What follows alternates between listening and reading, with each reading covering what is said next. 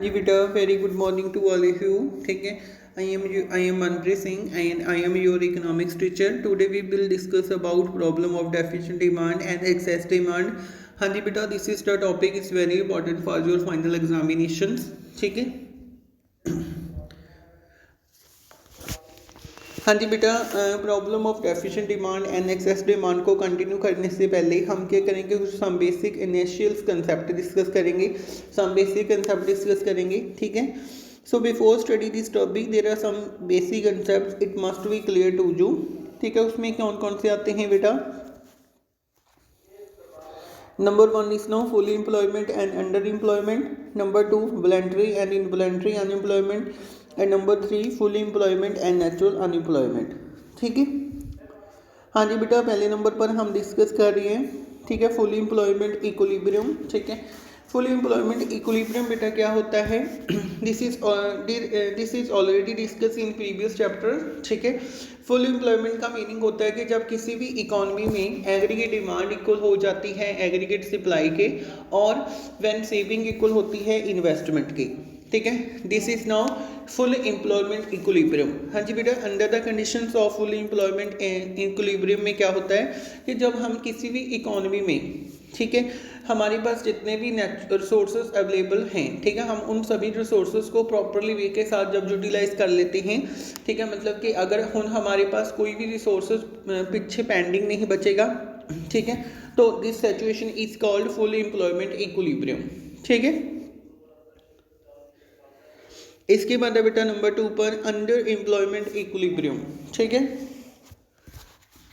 हाँ जी बेटा, under employment equilibrium refers to that situation in the economy when aggregate supply equal aggregate demand और saving equal investment but without full utilisation resources. हाँ जी बेटा, जो अंडर एम्प्लॉयमेंट इक्विलिब्रियम है ये बिल्कुल फुल एम्प्लॉयमेंट इक्विलिब्रियम ਦੇ ਉਲਟ ਹੈ। ਇਸ ਦੇ ਵਿੱਚ ਕੀ ਹੋਏਗਾ ਕਿ ਇਹ ਵੀ ਇੱਕ ਅਜਿਹੀ ਸਿਚੁਏਸ਼ਨ ਹੈ ਮਾਰਕੀਟ ਦੀ, ਇਕਨੋਮੀ ਦੀ, ਜਿਸ ਦੇ ਵਿੱਚ ਐਗਰੀਗੇਟ ਸਪਲਾਈ ਇਕੁਅਲ ਹੋਏਗੀ एग्रीगेट डिमांड ਦੀ। ठीक है, और सेविंग इक्वल होएगी इन्वेस्टमेंट दे। बट बेटा इसमें क्या होएगा कि जो भी एक इकोनॉमी में रिसोर्सेज ऑलरेडी हैं, ठीक है, हम उन रिसोर्सेज को प्रॉपर यूटिलाइज नहीं करेंगे। ठीक है, मतलब उनमें से कुछ रिसोर्सेज को ही यूटिलाइज करेंगे, बाकी रिसोर्सेज सारे पेंडिंग रहेंगे। ठीक है बेटा, इसकी बात आता है वॉलंटरी एंड इनवॉलंटरी अनएम्प्लॉयमेंट। ठीक है, voluntary unemployment occur when some people are not willing to work at all और are not willing to work at the existing wage rate. ठीक है, अब देखो बेटा, जो वॉलंटरी अनएम्प्लॉयमेंट होते हैं वो पीपल्स होते हैं जो अपनी मर्जी से ही काम नहीं करेंगे। ठीक है, अब देखो उन पीपल्स को जॉब भी मिल रही है। ठीक है, जॉब के रिलेटेड वो पीपल जो भी वो सैलरी चाहते हैं उनको वो सैलरी भी मिल रही है। अब बस इतने इसमें क्या होएगा कि उसको सब कंडीशन तो मिल रही होगी, बट वो अपने आप ही जॉब करना या नौकरी करना मतलब विलिंग नहीं होंगे काम करने के लिए। ठीक है, this is now voluntary unemployment. ठीक है, उसके बाद है बेटा involuntary unemployment occur when some people are not getting work even when they are willing to work at the existing wage rate. अब देखो बेटा, इनवॉलंटरी दिस इज द पूरे का पूरा उल्टा इनवॉलंटरी ने। इसमें की होगा बेटा, पीपल जो होंगे, ठीक है, वो वर्क करने के लिए पूरी तरह से रेडी होंगे। ठीक है, तो अब क्या होगा, अगर वो काम करने के लिए रेडी हैं तो बेटा इकोनॉमी में जॉब्स नहीं होगी। ठीक है, अगर जॉब्स उनको मिलती भी है तो वो जो सैलरी चाहते हैं इकोनॉमी में जो जॉब्स से उनको मिल रही है वो उनसे सेटिस्फाइड नहीं होंगे। तो this way when people work करने के लिए तो रेडी है बट उन्हें जॉब नहीं मिल रही, this is called now involuntary unemployment. ठीक है, तीसरे नंबर पर आता है बेटा full employment and natural unemployment. ठीक है, full employment refers to a situation when all those who are able to work and all work willing to work are getting work. It is situation when corresponding to give wage rate demand for labor equal to supply of labor and the labor market is cleared in the state we called equilibrium। ठीक है, हाँ जी बेटा, इसमें क्या होगा, full employment equilibrium कब होती है, जब क्या सभी लोगों को जॉब मिल जाती है। ठीक है, वो जितनी सैलरी चाहते हैं उनको उतनी सैलरी मिल जाती है। अब वो अपने काम करने से अपनी सैलरी से सभी चीज़ों से सेटिस्फाइड हैं। ठीक है, अंडर इकोनॉमिक कंडीशन। ठीक है, अगर हम इकोनॉमी की बात करें तो फुल एम्प्लॉयमेंट कब होती है, when demand of supply equal होती है सप्लाई ऑफ लेबर की। ठीक है, इन इकोनॉमी। ठीक है, इसका मीनिंग क्या होता है बेटा कि एक इकोनॉमी में अगर demand of labour and supply of labour, ठीक है, अकॉर्डिंग टू मार्केट कंडीशन, ठीक है। क्या दोनों चीज़ें ऑटोमेटिकली चेंज होती रहती है, ठीक है। ऐसे नहीं होता कि इकोनॉमी में डिमांड ऑफ लेबर मतलब डिक्रीज इंक्रीज नहीं होती, या सप्लाई ऑफ लेबर में कोई चेंजेस नहीं होता, ये चेंज होता रहता है, ठीक है। इसलिए ऐसा हम ये नहीं कह सकते कि इकोनॉमी में अंडर एम्प्लॉयमेंट बिल्कुल ही ख़त्म हो गया, ठीक है। इकोनॉमी में अनएम्प्लॉयमेंट बिल्कुल भी ख़त्म होगी, ठीक है। हाँ जी बेटा, जैसे आपकी बुक के अकॉर्डिंग सेकंड स्टेज में बताया गया है, saturation of the full employment does not mean a saturation of zero involuntary unemployment, ठीक है। अब देखो बेटा, इन दिस कंडीशन के अकॉर्डिंग क्या है इस पॉइंट में कि हम ये नहीं कह सकते, ठीक है, कि एक इकोनॉमी में अगर फुल एम्प्लॉयमेंट आ गई, ठीक है, तो वहाँ पर बिल्कुल भी अनएम्प्लॉयमेंट नहीं होगी, ठीक है, जहाँ जहाँ वहाँ पर जीरो अनएम्प्लॉयमेंट होगी। दिस इज़ नॉट पॉसिबल, ठीक है, ये कभी भी नहीं होता, ठीक है, क्योंकि लेबर ऑफ सप्लाई और demand of labour and supply of labour में ऑटोमेटिकली चेंजेस होते रहते हैं। जो चेंजेस होते रहते हैं डिमांड एंड सप्लाई और लेबर ऑफ सप्लाई में, वो किसके रीजन करके होते हैं, दिस इज़ नॉट फ्रिक्शनल और स्ट्रक्चरल अनएम्प्लॉयमेंट के कारण, ठीक है। मतलब अगर इकॉनमी में कोई भी जॉब्स में, ठीक है, जहाँ फिर किसी भी एम्प्लॉयमेंट के स्ट्रक्चर में कोई चेंजेस हो गया, ठीक है, फ्रिक्शनल मतलब कि अगर इकॉनमी में कोई भी चेंज होता है, ठीक है, उस वजह के साथ हमारे पास एक टाइम ऐसा आता है कि हम लेबर की सप्लाई करना बंद कर देंगे, ठीक है, लेबर की डिमांड करना बंद कर देंगे, तो क्या होगा, अनएम्प्लॉयमेंट की सिचुएशन अराइज हो सकती है, ठीक है। हाँ जी बेटा, इसके बाद आता है फ्रिक्शनल अनएम्प्लॉयमेंट, ठीक है। हाँ जी बेटा, frictional unemployment is the employment associated with the changing of jobs in dynamic nature, ठीक है। अब देखो बेटा, जो फ्रिक्शनल एम्प्लॉयमेंट होता है, जो इकोनॉमी में जब कोई भी चेंज आता है, ठीक है, क्योंकि देखो हमारी इकोनॉमी क्या है, एक डायनामिक इकोनॉमी है, ठीक है। डायनामिक इकोनॉमी में क्या होता है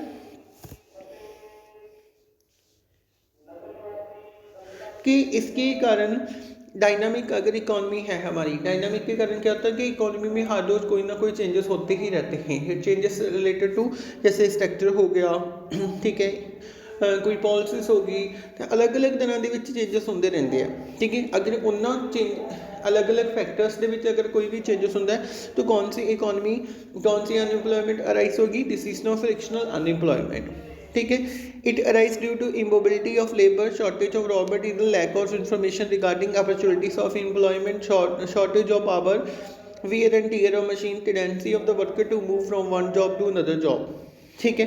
तो बेटा इसके साथ ना कुछ प्रॉब्लम्स राइज होती है, जैसे इमोबिलिटी ऑफ लेबर। इसका मीनिंग क्या होता है कि एक अगर इफ लेबर वन एक प्लेस तो अनदर प्लेस में असी शिफ्ट नहीं कर सकती होंगी, क्यों नहीं शिफ्ट करेंगे, क्योंकि डायनामिक एनवायरनमेंट है, एनवायरनमेंट में कोई भी चेंजेस हो सकते हैं, किसी जगह पर कभी सप्लाई लेबर की सप्लाई की लोड ही नहीं होती, डिमांड नहीं होती, ठीक है। नंबर 2 क्या है, रॉ मटेरियल की शॉर्टेज हो सकती है, ठीक है। लैक ऑफ इंफॉर्मेशन रिगार्डिंग जो एम्प्लॉयमेंट है, लेबर है, उनको ये इन्फॉर्मेशन नहीं होती कि अब उनको जॉब के अपॉर्चुनिटीज़ कहाँ मिल रही है, ठीक है। शॉर्टेज ऑफ पावर हो जाती है, wear and tear of machines में प्रॉब्लम आ जाती है, ठीक है। जो वर्कर्स होते हैं to move from one job to another job में चले जाते हैं, ठीक है। So this condition is called frictional unemployment, ठीक है। हाँ जी बेटा, इसके बाद आता है structural unemployment. In the words of Gardiner, structural unemployment is the unemployment that results from the long-term decline of certain industry. It is associated with the structural change in the economy due to these situation. हाँ जी बेटा, जो structural unemployment होती है, इसका मतलब होता है कि जो हमारा जॉब स्ट्रक्चर है, ठीक है, अगर उसमें कोई भी चेंजेस आता है, ठीक है, तो क्या होगा इकोनॉमी में स्ट्रक्चरल अनएम्प्लॉयमेंट, ठीक है। हाँ जी बेटा, जो स्ट्रक्चरल एम्प्लॉयमेंट होती है वो कि सैचुरेशन पर डिपेंड होती है। First is now when other factor of production other than labour are short in the supply. देखो बेटा, ऑलरेडी हमारे पास लेबर तो है, ठीक है, बट जो मेरी फैक्टर ऑफ प्रोडक्शन है वो इकोनॉमी में नहीं है, ठीक है। Number 2, when labour lack expert for new emerging industry. Number 2 में क्या है, हमारे पास वो लेबर नहीं है जो पूरी तरह एक्सपर्ट है न्यू मतलब टेक्निक्स के साथ, ठीक है। When there is change in production technique. तीसरे नंबर पर क्या आता है, व्हेन इकोनॉमी में जो प्रोडक्शन टेक्निक है वो हमारी चेंज होती ही रहती है, ठीक है। This is arise the problem of structural unemployment, ठीक है। हाँ जी बेटा, इसके बाद आता है what do you mean by natural rate of unemployment. ठीक है। हाँ जी बेटा, नेचुरल रेट ऑफ अनएम्प्लॉयमेंट मतलब होता है कि एक इकोनॉमी में अनएम्प्लॉयमेंट का नेचुरली रेट क्या होता है। ठीक है। It refers to the rate of unemployment which always exist in the economy even when labour market in a state of equilibrium. ठीक है।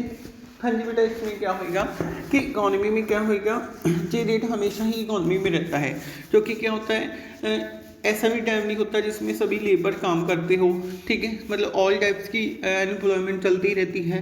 ठीक है, तो इकोनॉमी क्या करती है, इक्विलिब्रियम की कंडीशन भी राइज करती है। ठीक है। अब देखो बेटा, जो नेचुरल रेट ऑफ अनएम्प्लॉयमेंट है जी किन किन फैक्टर्स के कारण एक इकोनॉमी में आता है।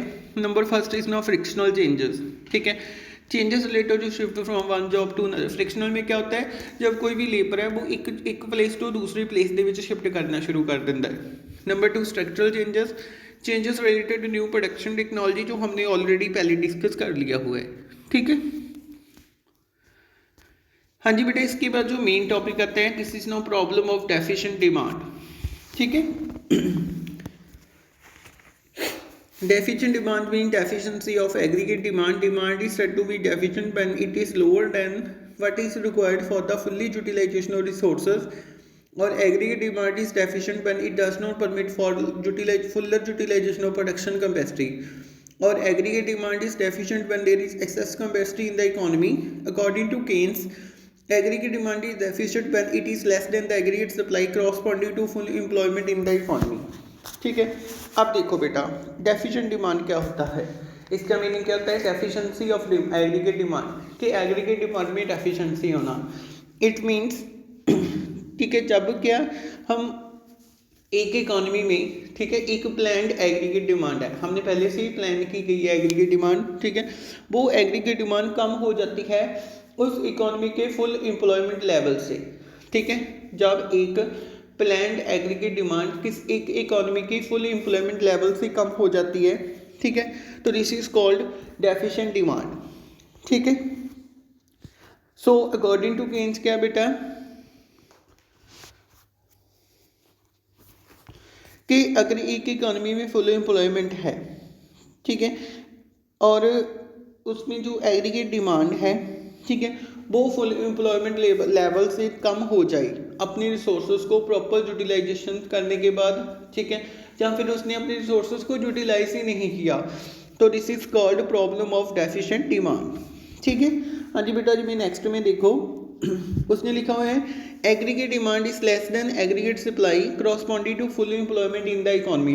वही चीज़ है कि जब हमारी जो एग्रीगेट डिमांड है, एक्चुअल एग्रीगेट डिमांड है, दिस इज लेस देन हो जाए एग्रीगेट सप्लाई से। ठीक है, बट मतलब सप्लाई मीन्स कि हमने अपनी इकोनॉमी का जो फुल एम्प्लॉयमेंट लेवल है वो से एक पार नहीं किया, मतलब उससे हम कम रह गए। ठीक है, AD fall short of its full employment level, तो वही कंडीशन जहाँ पर है कि जो मेरी एग्रीगेट डिमांड है वो कम होना शुरू हो जाएगी किससे, फुल एम्प्लॉयमेंट लेवल से। ठीक है। हाँ जी बेटा, इसके बाद आता है मेजरमेंट ऑफ डेफिशिएंट डिमांड। अब डेफिशिएंट डिमांड को हमने मेजर कैसे करना है, एक में और सुनो बेटा, जैसे आप इसकी एक एग्जांपल ले सकते हो कंसेप्ट ऑफ डेफिशिएंट डिमांड की।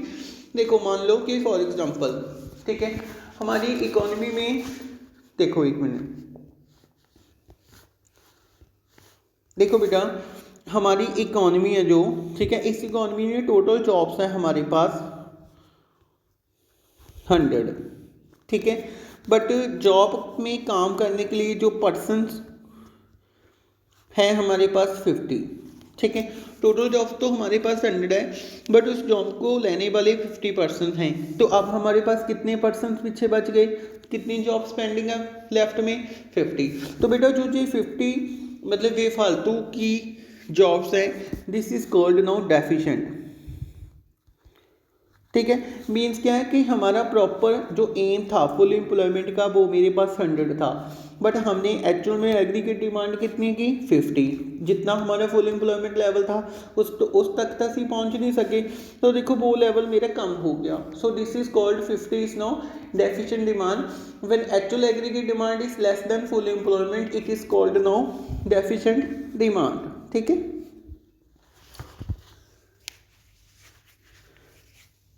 इसके बाद है बेटा नेक्स्ट है measurement of deficit of demand.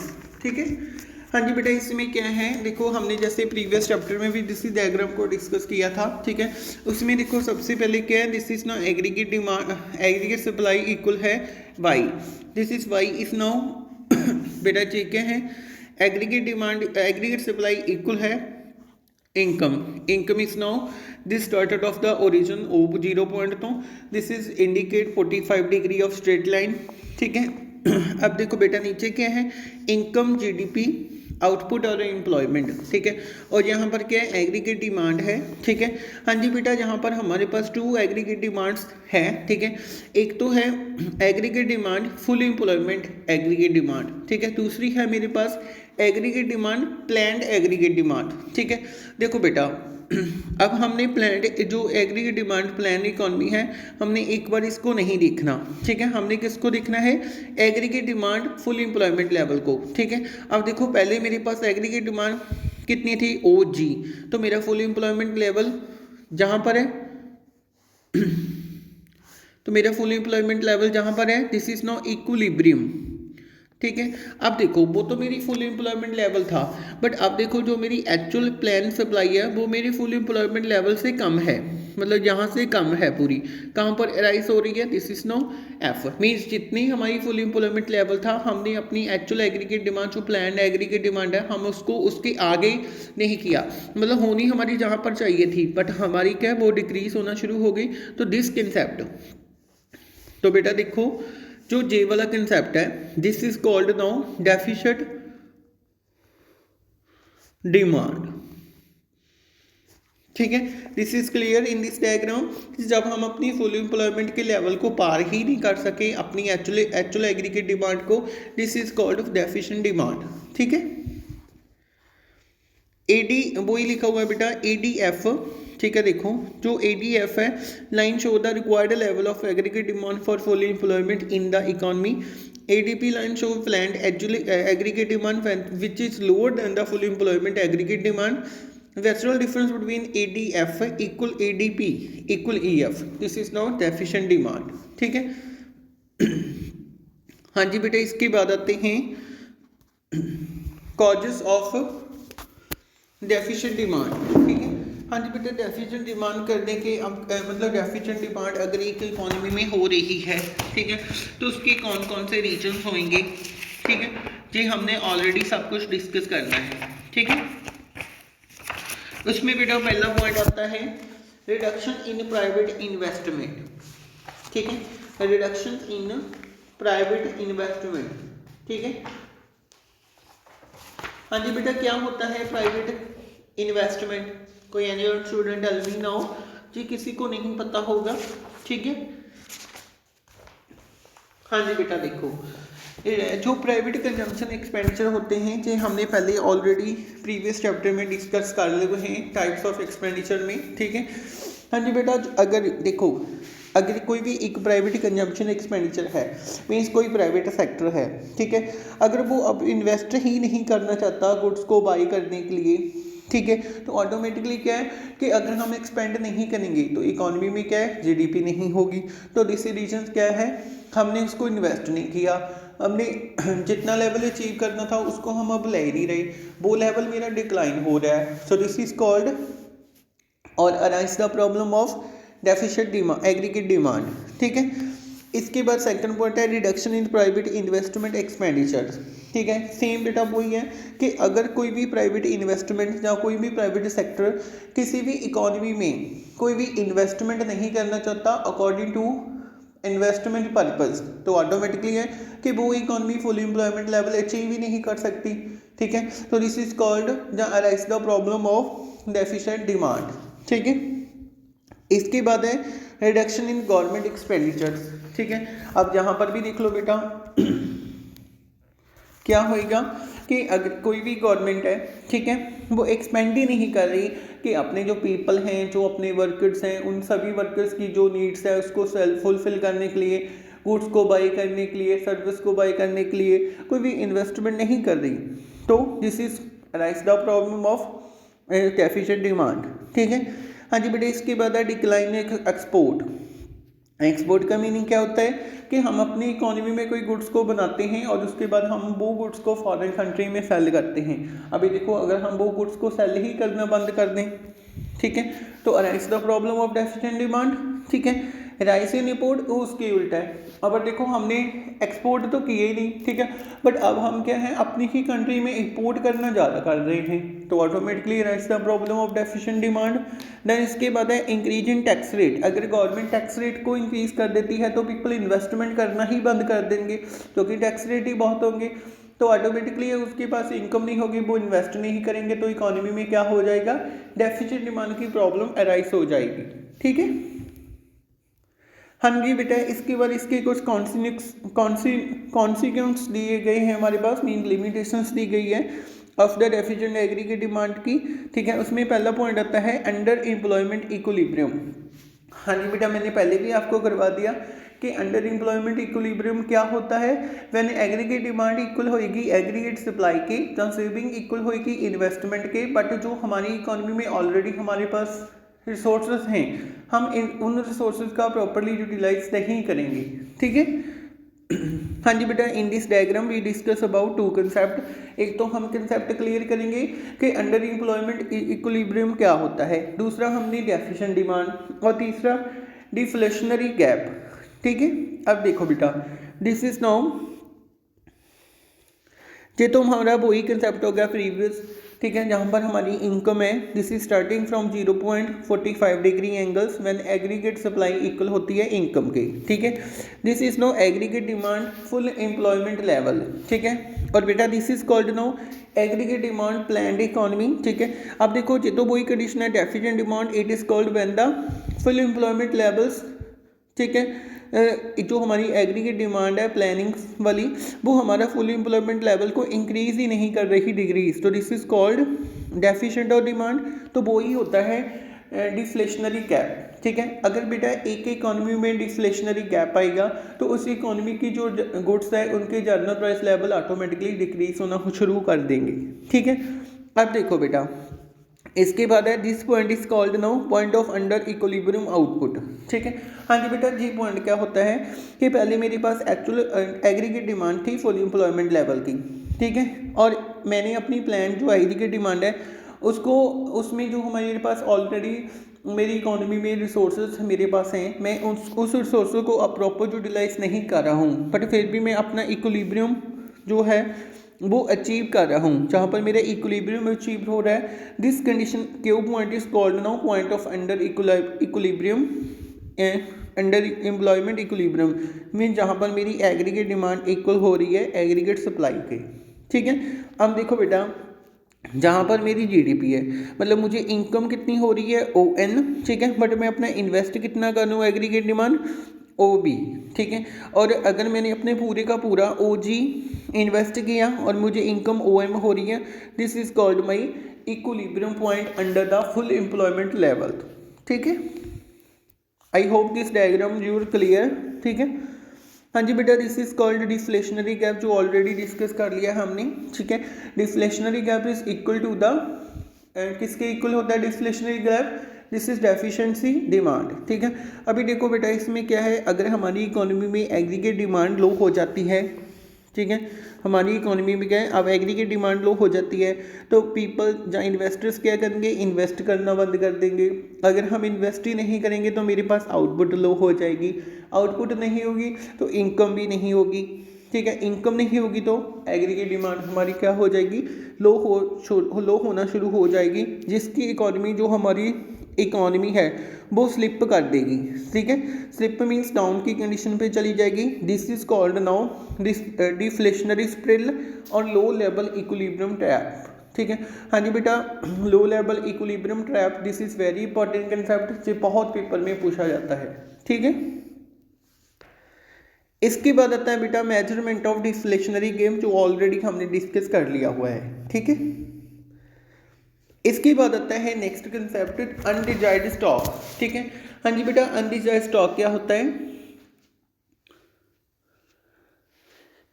Undesired stock it is saturation of low aggregate demand.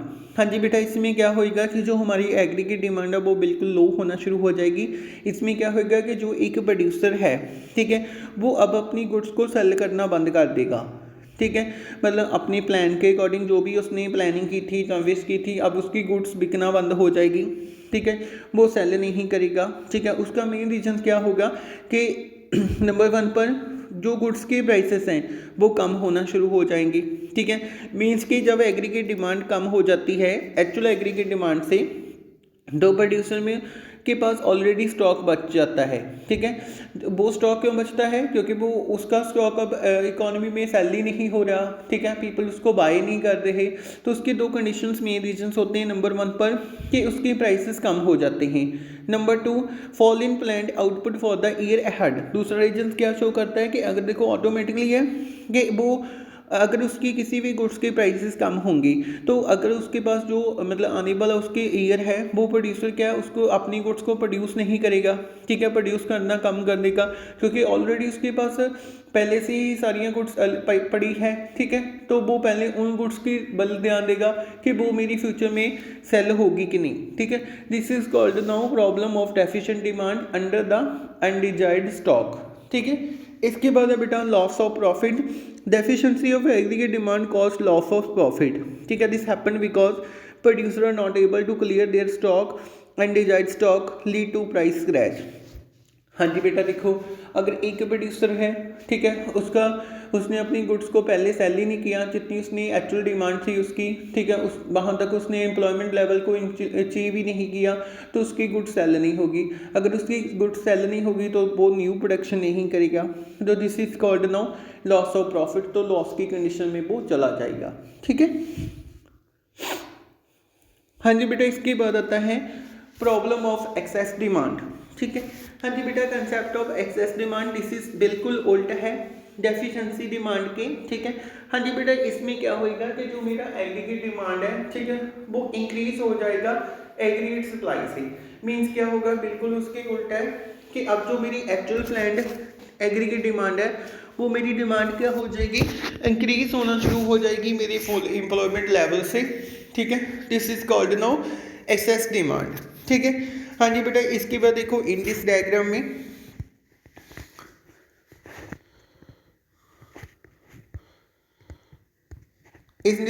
में देखो बेटा,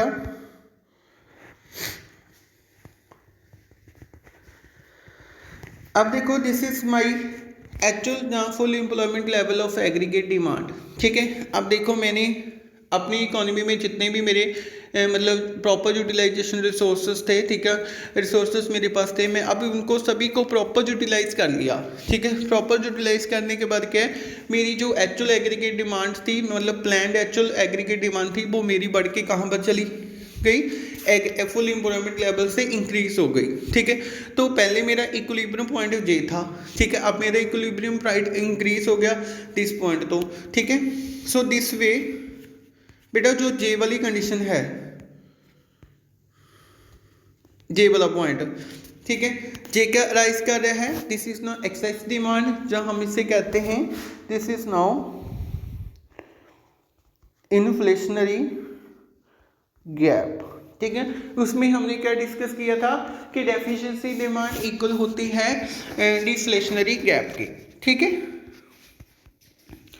उसके बेटा इसके बाद इसके भी कुछ कॉजेस हैं। ठीक है, क्या क्या कारण हो सकते हैं कि मेरी इकोनॉमी में हमारी एग्रीगेट डिमांड एक्सेस हो रही है। उसका पहला पॉइंट है increase in private consumption in expenditure. अब देखो कि जो प्राइवेट कंजम्पशन एक्सपेंडिचर है, प्राइवेट सेक्टर है, वो अपना इन्वेस्ट करना, एक्सपेंडिचर करने ज़्यादा शुरू कर देंगे, तो ऑलरेडी है कि हम अपना फुल एम्प्लॉयमेंट लेवल अचीव कर लेंगे। ठीक है, number 2 increase in investment expenditure. इसमें भी क्या है कि वो इन्वेस्ट करना शुरू कर देंगे इन्वेस्टमेंट पर्पज़ के लिए। तीसरे नंबर पर गवर्नमेंट एक्सपेंडिचर अपने बढ़ा देगी, फिर हम एक्सपोर्ट करना बढ़ा देंगे। ठीक है, इंपोर्ट को डिक्रीज कर देंगे, गवर्नमेंट टैक्सेस में कट सिस्टम शुरू कर देगी, मतलब टैक्स को रिड्यूस कर देगी, तो ऑटोमेटिकली है कि मेरी इकोनॉमी में जो एक्सेस डिमांड है वो बढ़नी शुरू हो जाएगी। ठीक है, अब इसके भी बेटा कुछ main point of critical situation बताई गई है। उसमें नंबर 1 पर इन्फ्लेशनरी गैप के वही है जैसे जैसे एक इकॉनमी अपना फुल एम्प्लॉयमेंट लेवल इंक्रीज करेगी तो फुल एम्प्लॉयमेंट लेवल के इंक्रीज होने से उस इकॉनमी में क्या है, जो भी गुड्स है उसकी डिमांड इंक्रीज हो जाएगी। अगर गुड्स की डिमांड इंक्रीज हो गई तो गुड्स के ऑटोमेटिकली है कि प्राइसेस बहुत ज़्यादा बढ़ जाएंगे, तो arise the problem of inflation. ठीक है, अब देखो, when excess demand, pressure of demand on the existing resources. ठीक है, ये रिसोर्सेज इंक्रीज हो जाएंगे तो कॉस्ट ऑफ प्रोडक्शन इंक्रीज होगी, कॉस्ट ऑफ प्रोडक्शन इंक्रीज होगी तो जनरल प्राइस लेवल गुड्स का इंक्रीज हो जाएगा, तो हमारी आउटपुट लेवल रिमेन कांस्टेंट होगा, बिकॉज हमारी इकॉनमी पहले से ही फुल एम्प्लॉयमेंट है, फुली एम्प्लॉयड है। ठीक है, देखो बेटे, मेजरमेंट हमने ऑलरेडी पहले ही डिस्कस कर लिया हुआ है। इन्फ्लेशनरी गैप इक्वल होता है एक्सेस डिमांड के। ठीक है, इस दिस डायग्राम में this is called now this inflationary gap. ठीक है, मीन्स जब हम अपनी aggregate demand of full employment level को से आगे बढ़ जाते हैं, this is called now inflationary gap. इसमें बेटा कुछ सेकंड पॉइंट आता है स्टैटिक जीडीपी। ठीक है, इसमें भी वही कंडीशन है। स्टैटिक जीडीपी में क्या आएगा कि even when the level of aggregate demand is higher than its full employment level. ठीक है, full employment level, the level of GDP does not increase, does not rise. ठीक है, इट रिमेन स्टेबल। देखो वही कंडीशन है जो हमने पहले की है, जे पॉइंट किया था ना, अगर हमारी इकोनॉमी में गुड्स की डिमांड इंक्रीज होना शुरू हो गई तो cost of production automatically increase होगी कि गुड्स को बनाने के लिए कॉस्ट ऑफ प्रोडक्शन ऑटोमेटिकली होगी तो गुड्स के प्राइसेस इंक्रीज होंगे, तो जिसके साथ हमारी इकोनॉमी में जो इक्विलिब्रियम कंडीशन है वो स्टेबल हो जाएगी, मीन्स हमारी आउटपुट स्टेबल हो जाएगी। ठीक है, क्लियर है पॉइंट। इसके बाद है बेटा excess demand and wage price spiral, this is very important point. हाँ जी बेटा, इसमें क्या होगा, नंबर 1 पर क्या है, ओइंग टू एक्सेस डिमांड। ठीक है, मतलब हमारे पास हमें अब गुड्स चाहिए होगी, हम गुड्स की डिमांड ज़्यादा करेंगे, तो जो मेरे पास पहले से स्टॉक पड़ा हुआ है, ठीक है, मैं उसकी डिमांड करूँगा, जिसके वजह से कॉस्ट ऑफ प्रोडक्शन इंक्रीज होगी। अगर कॉस्ट ऑफ प्रोडक्शन इंक्रीज होगी तो जो वर्कर्स हैं वो अपनी सैलरी को इंक्रीज करना चाहेंगे। ठीक है, number 2 rise in wages, cost of production की वजह से वेजेस भी इंक्रीज होगी, जनरल प्राइस लेवल भी इंक्रीज हो जाएंगे गुड्स के। Rise in price lead to rise in cost of living. ठीक है, अगर प्राइसेस बहुत ज़्यादा बढ़ जाएंगे तो जो कॉस्ट ऑफ लिविंग है वो भी राइस हो जाएगा। ठीक है, मतलब इसमें क्या होगा कि गुड्स की प्राइसेस इंक्रीज हो जाएंगे। ठीक है, तो ऑटोमेटिकली है कि लोगों का जो लिविंग स्टैंडर्ड है वो इंक्रीज हो जाएगा। Rise in cost of living lead to rise wages. ठीक है, तो ऑटोमेटिकली ये सॉरी कि जो इकोनॉमी में अगर गुड्स के प्राइसेस ही बहुत ज़्यादा इंक्रीज हो जाएंगे, मतलब प्राइस स्प्रेड की सिचुएशन राइज हो जाएगी कि इकोनॉमी में जो गुड्स बन रही है सिर्फ उस गुड्स को अब रिच ही बाई कर सकेंगे, पुअर नहीं कर सकेंगे। ठीक है, इसके बाद है बेटा लॉस ऑफ प्रॉफिट। ठीक है, तो ऑटोमेटिकली ये लॉस कैसे हो जाएगा, अगर गुड्स की प्राइसेस ही बहुत ज़्यादा बढ़ गए, लोग उसकी डिमांड करना बंद कर देंगे। ठीक है, हमारा फुल एम्प्लॉयमेंट लेवल क्या ही अचीव हो चुका है, पर एक टाइम ऐसा भी आता है ना कि लोग उस गुड्स को बाई नहीं करेंगे। ठीक है, तो अगर प्रोड्यूसर के पास गुड्स की बाई नहीं करेंगे तो उनके पास जितना भी स्टॉक है वो बने, मतलब उसके पास बच्चे का बच्चा ही रह गया, तो फिर इकोनॉमी में स्टेबल इक्विलिब्रियम की कंडीशन आ जाएगी, वो फ्यूचर में फिर अपना जो गुड्स है वो बनाना बंद कर देंगे। ठीक है बेटा, इसके बाद आता है difference between inflationary gap and deflationary gap, जो हमने ऑलरेडी पूरा का पूरा डिस्कस कर लिया हुआ है। ठीक है, okay class, and I hope this video आपको पूरी तरह से समझ आ गई होगी। ठीक है, so thank you very much.